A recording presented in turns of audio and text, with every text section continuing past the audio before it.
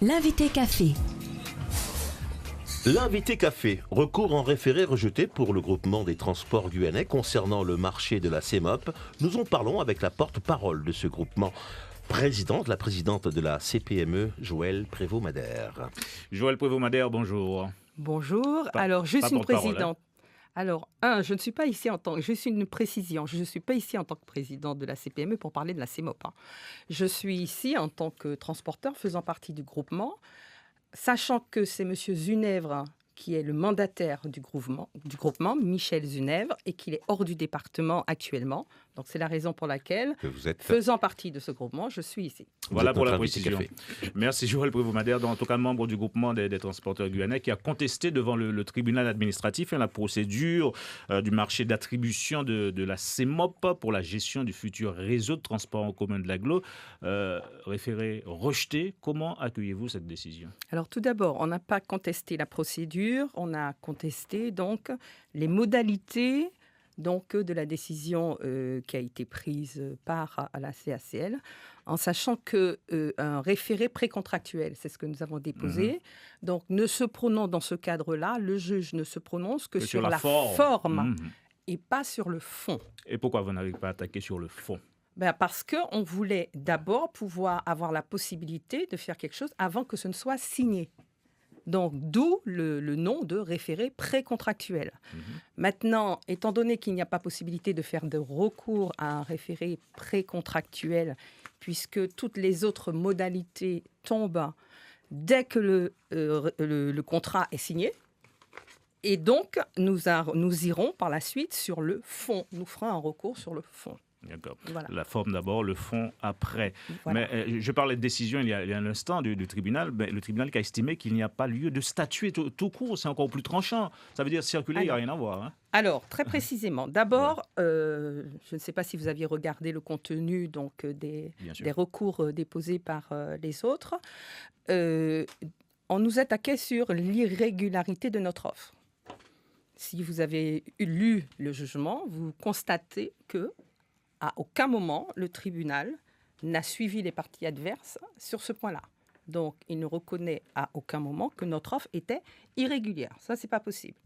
Ensuite, on peut constater à la lecture de l'offre, le tribunal administratif a bien analysé un certain nombre de points et on constate qu'il admet implicitement que le critère financier, ce que nous mettions en avant, les critères de jugement, donc de tout ce qui est finance, avait été modifié. Et ça, il le reconnaît et il réintègre d'ailleurs certaines sommes certains points qui nous avaient été enlevés par rapport à ce critère.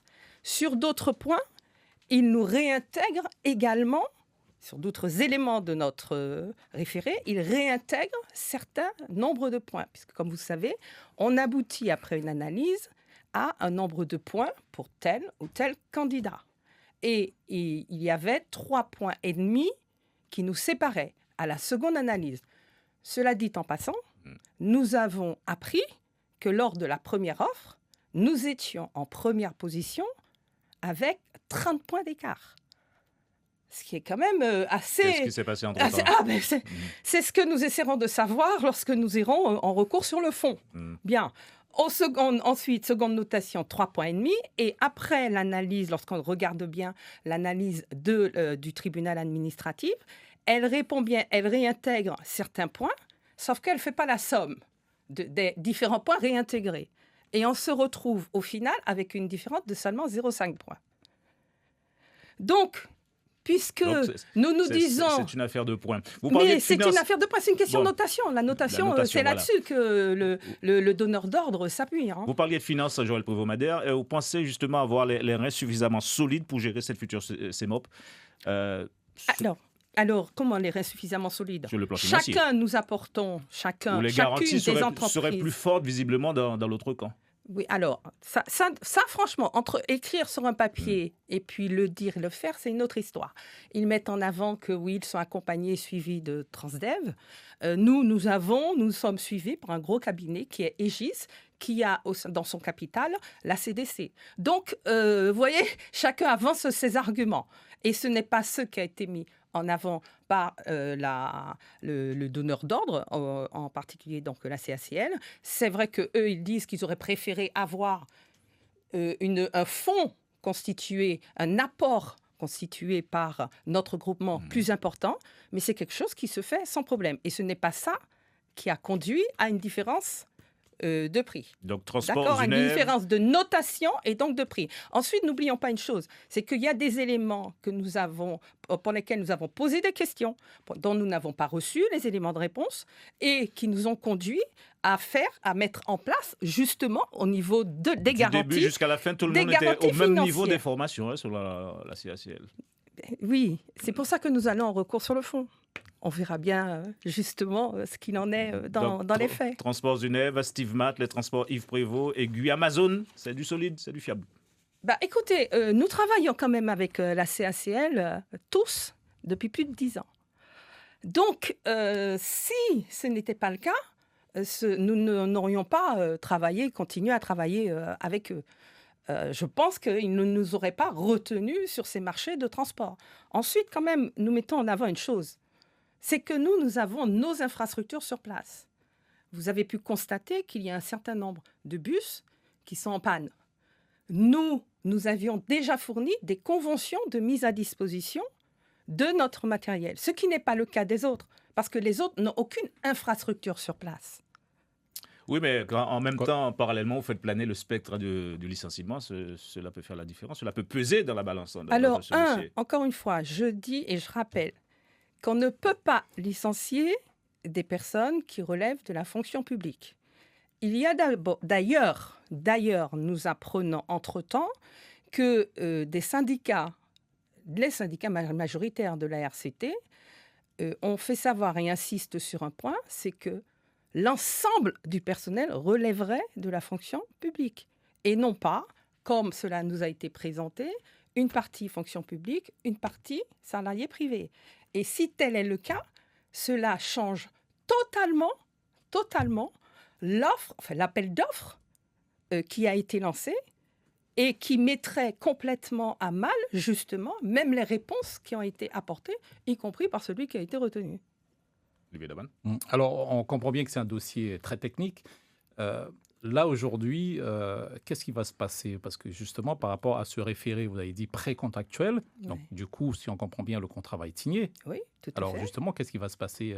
C'est encore, vous avez encore la possibilité de revenir, de casser ce marché? Alors, lorsque nous parlons d'aller dans un recours sur le fond, vous doutez bien que ça va prendre un certain temps. Ça ne se traite pas. Ça ne se traite pas. La procédure continue. Voilà. Mais bien sûr, la procédure continue. Vous avez celui qui a été retenu dans l'offre est présenté comme étant la plus basse, la plus intéressante financièrement, parce que finalement, c'est uniquement sur ce point-là que se serait joué la notation, le différentiel de notation. Nous disons que c'est une offre anormalement basse et que puisque le marché se fera et sera signé, ils auront le temps de se rendre compte de ces différentes offres, parce qu'encore une fois, nous avons déjà fait le constat qu'il y a au moins 12 véhicules de bloqués là, qui ne peuvent fonctionner au niveau de la RCT. Il y a déjà un certain nombre de lignes qui ne sont pas assurées. Et donc, s'ils n'ont pas les véhicules, dans le cadre s'ils n'ont pas le nombre TCSP, de véhicules, donc avec. Mais non, il ne faut pas mélanger.